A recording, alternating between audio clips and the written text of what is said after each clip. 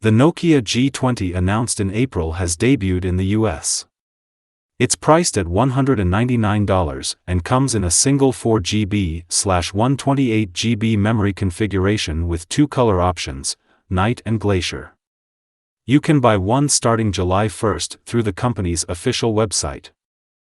The Nokia G20 is powered by the Aleo G35 SoC, sports a 6.52 HD+ screen, and runs Android 11. The smartphone will also get Android 12 and 13 since Nokia has promised 2 years of major OS upgrades and 3 years of security updates.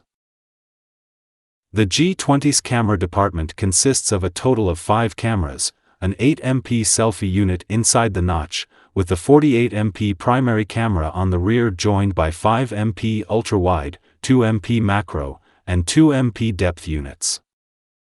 The budget smartphone also features a side-mounted fingerprint reader for biometric authentication, and fueling the entire package is a 5050 mAh battery that draws power through a USB-C port at up to 10 W.